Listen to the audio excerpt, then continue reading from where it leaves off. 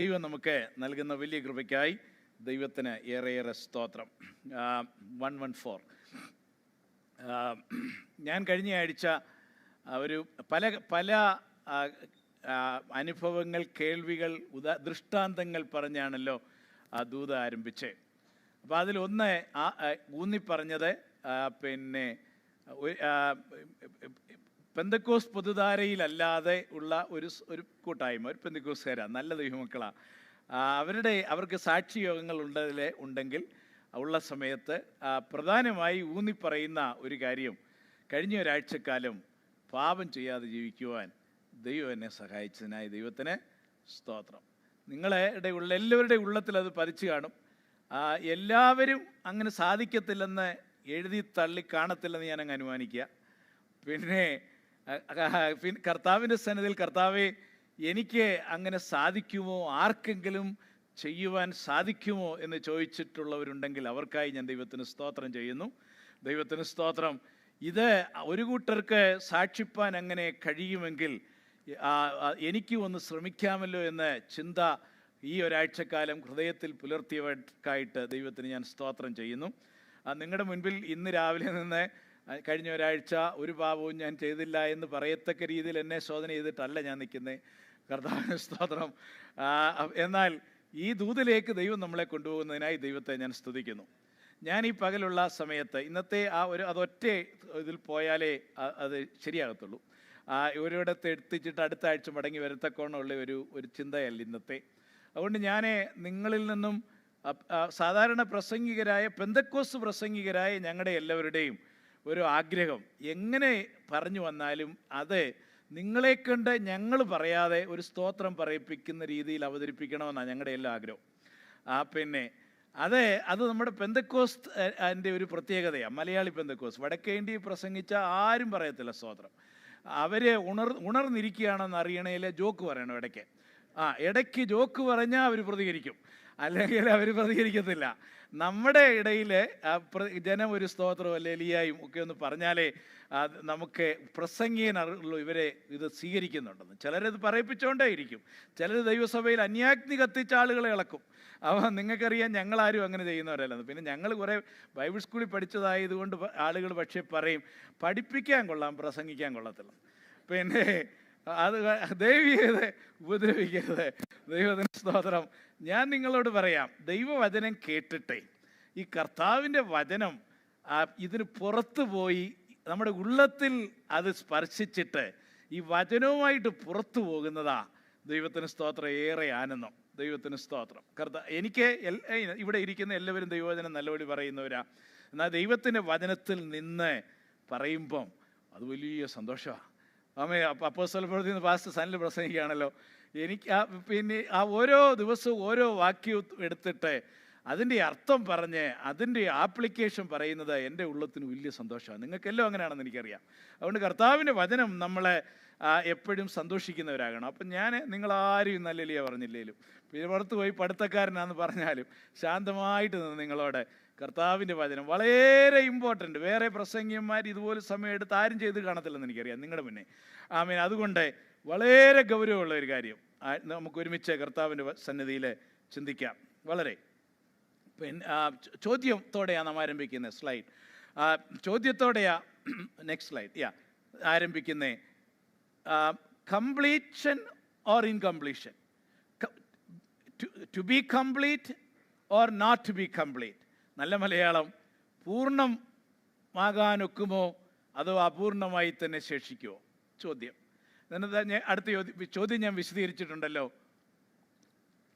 ഇവിടെ ഇത്രയും സമയം വിശുദ്ധ ജീവിതത്തെക്കുറിച്ച് പറഞ്ഞു, കർത്താവിന് നമ്മളെ ഇടറാതെ കാക്കുന്നെന്ന് പറഞ്ഞു, രക്തത്താൽ നാം വിശുദ്ധീകരിക്കപ്പെടുന്നെന്ന് പറഞ്ഞു, ആത്മാവ് നമ്മളെ വിശുദ്ധീകരിച്ചു കൊണ്ടേ ഇരിക്കുന്നു എന്ന് പറഞ്ഞു. നമ്മൾ ഓരോരുത്തരും നമ്മുടെ ജീവിതത്തിൽ നമ്മുടെ ശരീരത്തെയും ആത്മാവിനെയും കളങ്കത്തിൽ നിന്നും വിടുവിച്ച് സകല കന്മഷവും പോക്കി എങ്ങനെ കാക്കണം, ഇതെല്ലാം ചിന്തിപ്പാൻ ദൈവം നമുക്ക് കൃപ നൽകി. നാം അതിൻ്റെ അവസാനം ആയിട്ടില്ല.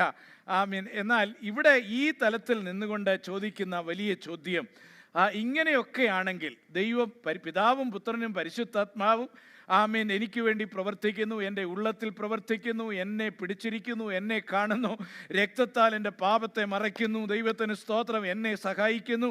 ഇങ്ങനെയെല്ലാം ആമേൻ എൻ്റെ വിശുദ്ധ ജീവിതമായിരിക്കുമ്പോൾ എനിക്ക് പാപം ചെയ്യാത്ത അവസ്ഥയിലേക്ക് ഈ ജീവിതത്തിൽ, അതാണ് അർത്ഥം. ആമേൻ, ഇത് കഴിഞ്ഞിട്ടുള്ളതല്ല, ഈ ജീവിതത്തിൽ എപ്പോഴെങ്കിലും എത്താനായിട്ട് പറ്റുമോ? സ്തോത്രം. കാഹളം ധ്വനിക്കുകയും ആമീൻ മരിച്ചവർ ഉയർക്കുകയും ജീവനോടെ ശേഷിക്കുന്ന നാം രൂപാന്തരപ്പെടുകയും ചെയ്യുന്ന ഒരു നാഴികയ്ക്ക് വേണ്ടി നോക്കിയിരിക്കുന്നവരാണ് നമ്മളെല്ലാവരും. ദൈവത്തിന് സ്തോത്രം.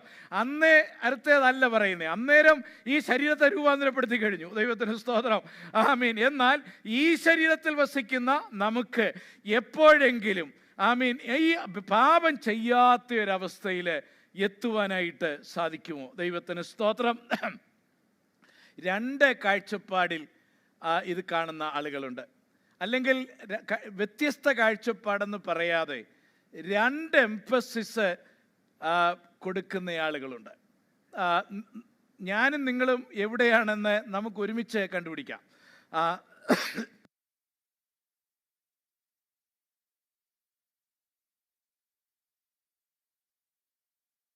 ഇക്കാര്യം പിന്നെ ഏതെങ്കിലും ഒന്നിനെ, ഇതൊരു സാധാരണ മാനുഷിക കാര്യമാണ്. കാരണം നമ്മൾ ഒന്നിനെ അറിയാതെ എംഫസൈസ് ചെയ്യും.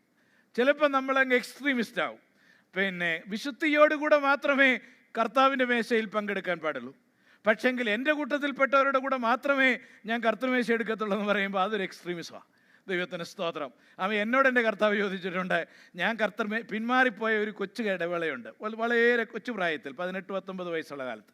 ആമീൻ. കർത്തൃമേശ എടുക്കത്തില്ല, പ്രാർത്ഥിക്കത്തില്ല, വേദോസ്തം വായിക്കത്തില്ല. എൻ്റെ കാരണം ഞാൻ വലിയ ആളുകളെന്ന് വിചാരിച്ച ആളുകൾ പാപത്തിലാണ് ജീവിക്കുന്നതെന്ന് ഞാൻ ഒരു ഡിബേറ്റും കൂടാതെ കണ്ടെത്തി. അങ്ങനെയാണെങ്കിൽ എനിക്ക് വലിയ മാതൃകയായിരിക്കുന്നത് ഇങ്ങനെയാണ് ഈ ദൈവത്തിനെ എങ്ങനെ വിളിക്കുന്നത്?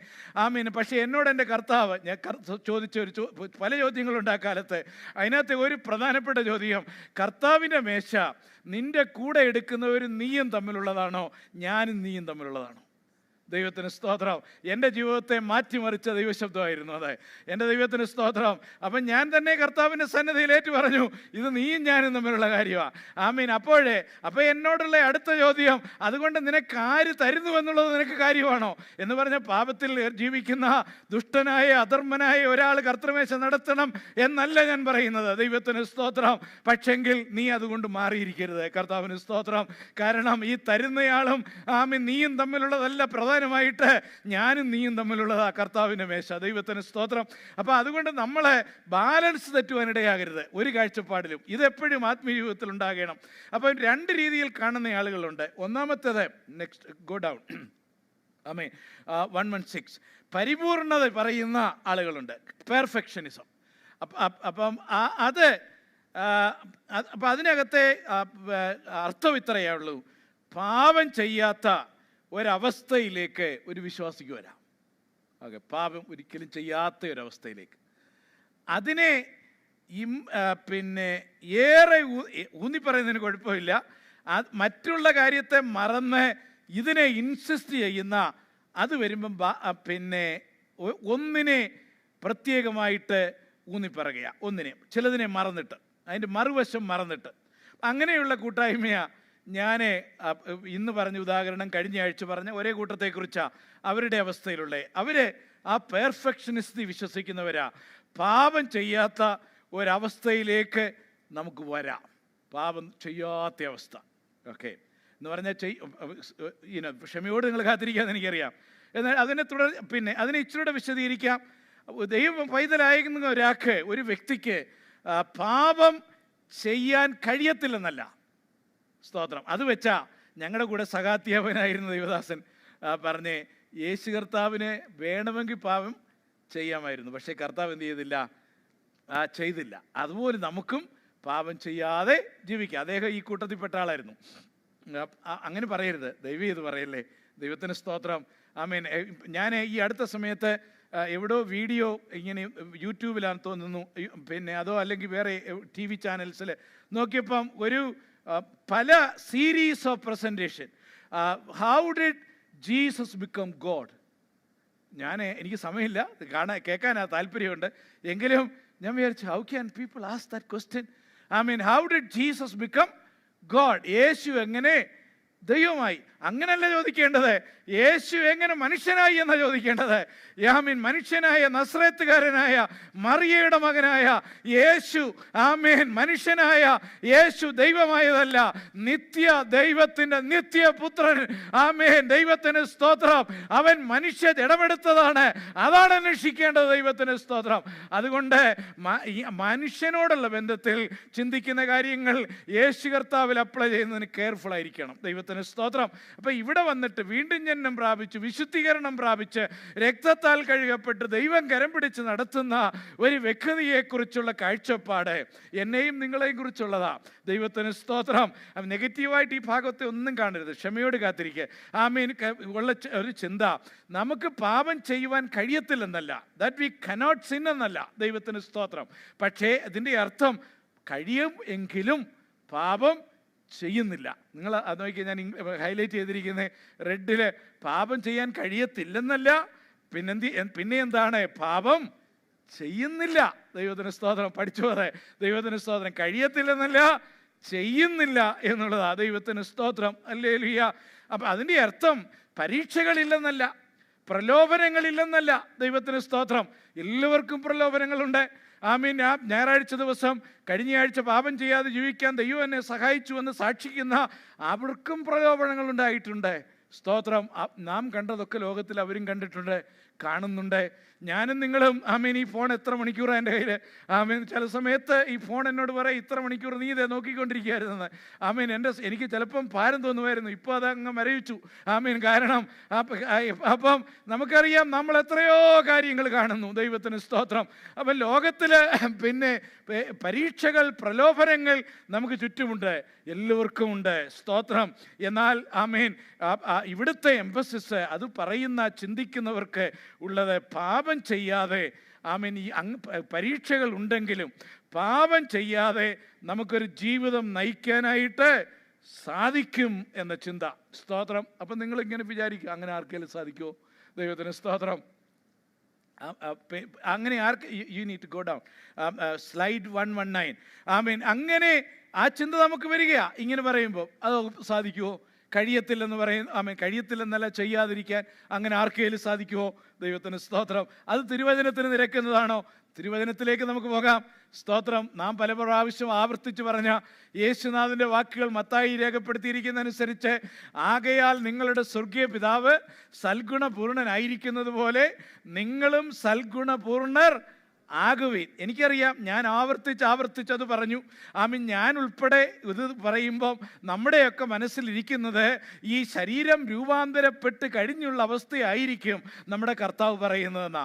അങ്ങനെ നമ്മുടെ അനുമാനം മാത്രമേ ഉള്ളൂ. നമ്മുടെ കർത്താവ് പറയുന്ന വാക്കുകളെ, ആമീൻ, സ്വർഗസ്ഥനായ ആമീൻ നിങ്ങളുടെ പിതാവ് ആമീൻ സൽഗുണപൂർണൻ ആയിരിക്കുന്നത് പോലെ നിങ്ങളും സൽഗുണപൂർണർ ആകുവീൻ. ഇപ്പം ദൈവത്തിന് സ്തോത്രം, നിങ്ങളാകുമെന്നല്ല.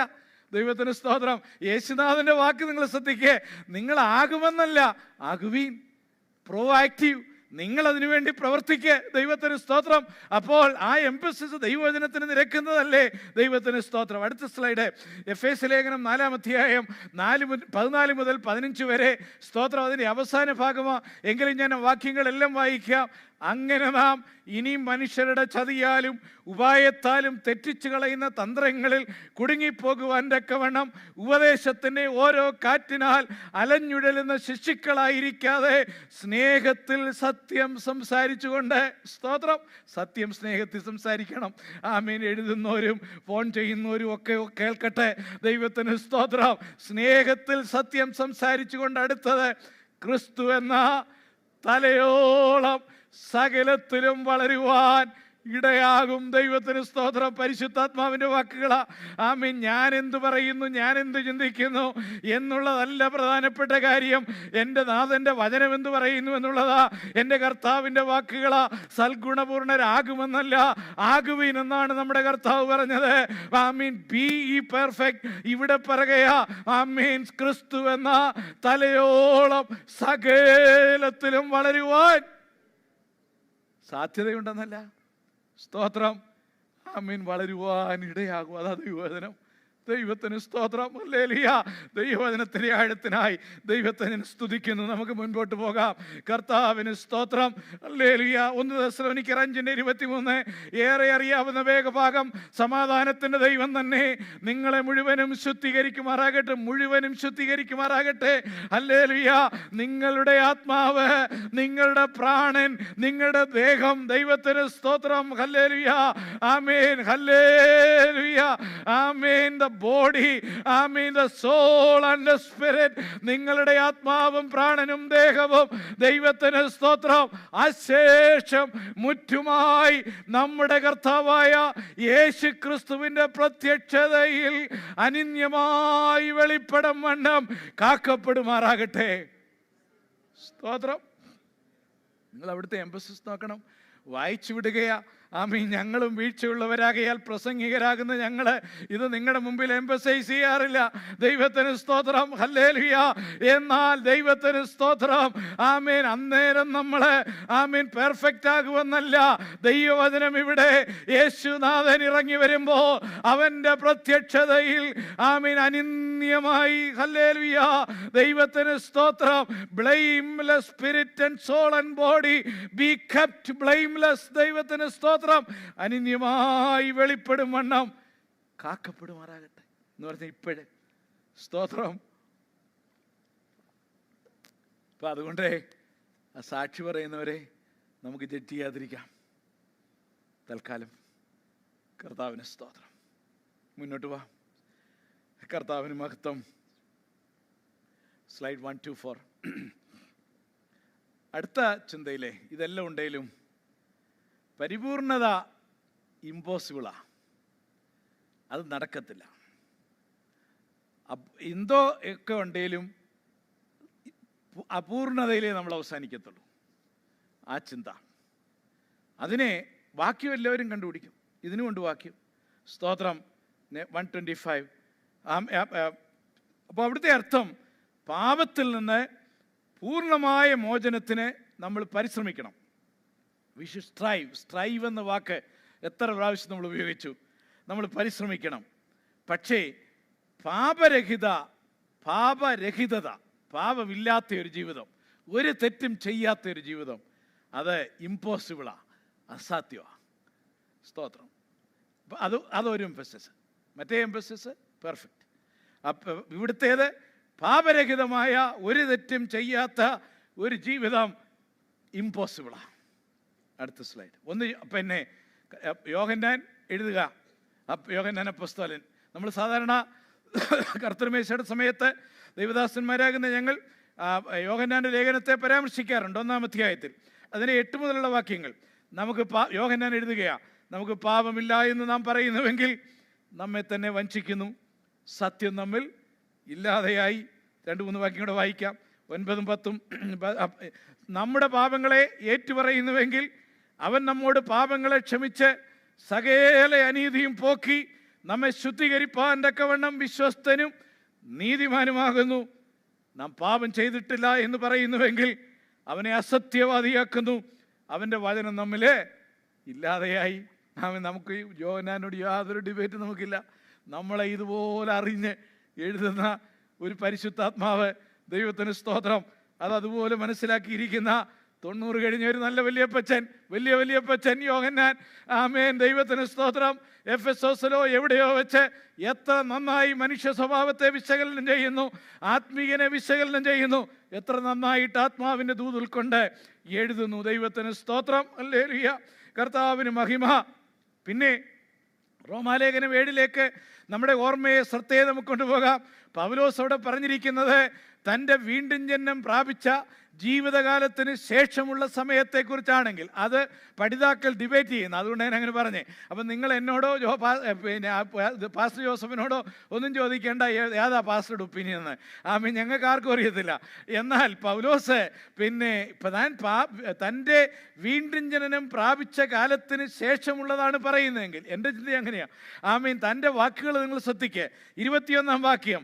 അങ്ങനെ നന്മ ചെയ്യുവാൻ ഇച്ഛിക്കുന്ന ഞാൻ തിന്മ എൻ്റെ പക്കൽ ഉണ്ട് എന്നൊരു പ്രമാണം കാണുന്നു. എനിക്ക് ആഗ്രഹമാണ് എനിക്ക് പൂർണ്ണതയിൽ ജീവിക്കാൻ ആഗ്രഹമാണ്, വീഴാതെ ജീവിക്കുവാൻ എനിക്ക് ആഗ്രഹമാണ്. പക്ഷെങ്കിൽ എൻ്റെ ഉള്ളത്തിൽ അതിനെതിരെ പ്രവർത്തിക്കുന്ന ഒരു പ്രമാണം ഇങ്ങനെ വളരെ ആക്റ്റീവാ. ദൈവത്തിന് സ്തോത്രം. 22-ാം വാക്യം, ഉള്ളം കൊണ്ട് ഞാൻ ദൈവത്തിൻ്റെ ന്യായപ്രമാണത്തിൽ രസിക്കുന്നു. ദൈവത്തിൻ്റെ വചനം കേൾക്കുമ്പോൾ അല്ല ഞായറാഴ്ച രാവിലെ മലയാളമാണെങ്കിലും ഇംഗ്ലീഷാണെങ്കിലും ശനിയാഴ്ച വെള്ളിയാഴ്ച ദൈവത്തിൻ്റെ വചനം കേൾക്കുന്നത് രാവിലെയോ വൈകിട്ടോ ഉച്ചയ്ക്കോ തന്നെ വായിക്കുമ്പോൾ ദൈവത്തിൻ്റെ വചനത്തിൽ ഞാൻ ആനന്ദിക്കുന്ന രസിക്കുന്നവനാ. പക്ഷെങ്കിൽ എനിക്കൊരു പ്രശ്നമുണ്ട്. 23, എങ്കിലും എൻ്റെ ബുദ്ധിയുടെ പ്രമാണത്തോട് പോരാടുന്ന വേറൊരു പ്രമാണം ഞാൻ എൻ്റെ അവയവങ്ങളിൽ കാണുന്നു. ആമേൻ, ദൈവത്തിന് സ്തോത്രം. അതെൻ്റെ അവയവങ്ങളിലുള്ള പാപപ്രമാണത്തിന് എന്നെ ബദ്ധനാക്കി കളയുന്നു. തീർന്നില്ല, എന്നിട്ടൊരു വലിയ കരച്ചിലുണ്ട് 24-ാം വാക്യത്തിൽ. എന്നെ ഭീതിപ്പെടുത്തുന്ന ഒരു വിലാപവാതെ, അയ്യോ ഞാൻ അരിഷ്ട മനുഷ്യൻ, ഈ മരണത്തിന് അധീനമായ ശരീരത്തിൽ നിന്ന് എന്നെ ആർ വിടുവിക്കുമെന്ന് പറഞ്ഞ ഈ എന്നിൽ പോരാടുന്ന പാപത്തിൻ്റെ പ്രമാണത്തിന് ഞാൻ അടിമപ്പെട്ടുകൊണ്ടാണ് എൻ്റെ ജീവിതം നയിക്കുന്നത്. സ്തോത്രം. 8-1 വരുമ്പം നമുക്കറിയാം. താൻ എന്നിട്ട് പറയുക, അതിൻ്റെ ഒരു ഇടയ്ക്ക് ഇച്ചിരി വേറെ എഴുതിയിട്ടുണ്ട്. അത് കഴിഞ്ഞിട്ട് പറയുക, എന്നാൽ ഇപ്പോൾ ക്രിസ്തുവേശുവിലുള്ളവർക്ക് അവിടുത്തെ എംഫസിസ് വേറെയാ, ഇന്ന് നമ്മുടെ ഇന്നത്തെ എംഫസിസും വേറെയാ. ഞാൻ സമയം ചുരുക്കമാണ്, എനിക്ക് ഫ്യൂ മിനിറ്റ്സ് കൊണ്ട് ഇത് അവസാനിപ്പിക്കുകയും വേണം. അതുകൊണ്ട് ഓടിപ്പോവുകയാണെന്ന് നിങ്ങൾക്കറിയാമല്ലോ. എന്നാൽ ദൈവമക്കളാകുന്ന നമ്മളെ ഇതിൻ്റെ ഒരു മിഡിൽ ഗ്രൗണ്ട്, നെക്സ്റ്റ് വൺ, നമ്മളൊരു മിഡിൽ ഗ്രൗണ്ട് കണ്ടെത്തുവാൻ എപ്പോഴും മനസ്സിലാക്കണം. ദൈവത്തിൻ്റെ വചനം 2 കൂട്ടരും അല്ലെങ്കിൽ എംഫസിസ് ഉള്ള 2 കൂട്ടരും. ഞാനൊരു അധ്യാപകനാണ്. അപ്പോൾ എനിക്ക് കൂട്ടരുടെ വചനമല്ല, എനിക്ക് ദൈവത്തിൻ്റെ വചനം. അപ്പോൾ എന്നെ ദൈവം ഫലമേൽപ്പിച്ചിരിക്കുന്നത് ആ വചനത്തെ അതിൻ്റെ ബാലൻസിൽ ഉൾക്കൊള്ളാനാണ് വിളിച്ചേക്കുന്നത്. ദൈവത്തിന് സ്തോത്രം. അല്ലാതെ എനിക്ക് സൗകര്യമായ, എൻ്റെ ചിന്തയ്ക്ക് സൗകര്യമായ വാക്യങ്ങളെ മാത്രം എംഫസൈസ് ചെയ്ത് എൻ്റെ ചിന്ത ദൈവവചനത്തിൻ്റെ ഉപദേശമായി പഠിപ്പിക്കാനല്ല എന്നെക്കുറിച്ചുള്ള വിളി. ദൈവത്തിന് സ്തോത്രം. അങ്ങനെ ചെയ്യുന്ന ധാരാളം പേരുണ്ട്. അച്ഛനെ മാറി നിന്നേക്കണം. കാരണം ദൈവവചനത്തെ ബാലൻസ് ചെയ്ത് പഠിപ്പിക്കാതെ ചിലതിനെ മാത്രം അവരുടെ താല്പര്യത്തിനനുസരിച്ച് ഉയർത്തി കാണിക്കുക. പെന്തക്കോസ്തുകാരായ നമ്മളെ അതിനൊരുപാട് വീഴ്ചയുള്ളവരാ. നിങ്ങൾ പോയി ചിന്തിച്ചു നോക്കിക്കോ.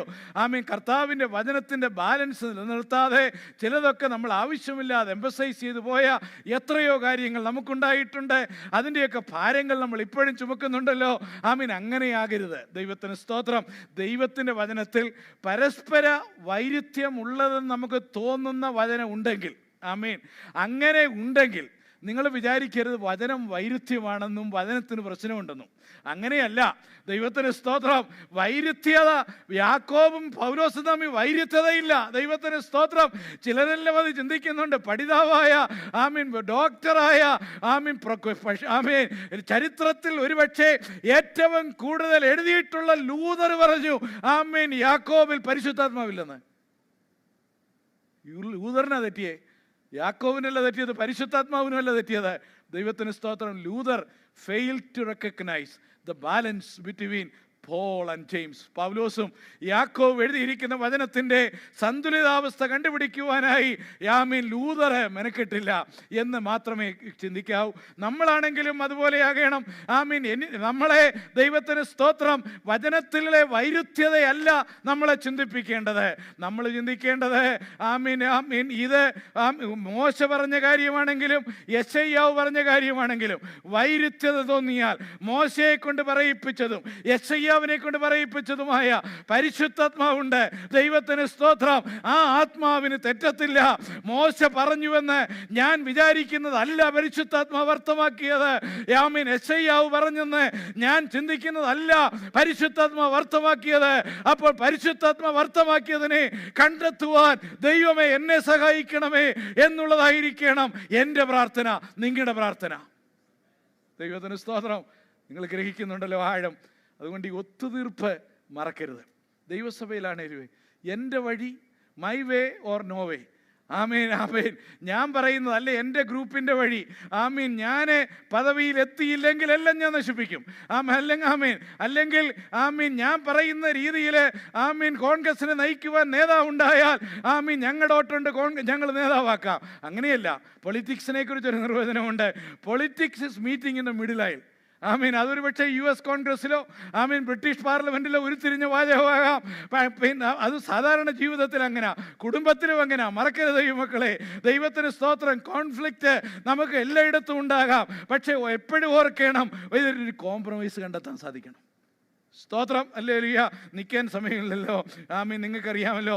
പറഞ്ഞു വരുമ്പോൾ എവിടെയൊക്കെ നമുക്ക് പോകുവാൻ കഴിയുമെന്ന്. ദൈവത്തിന് സ്തോത്രം.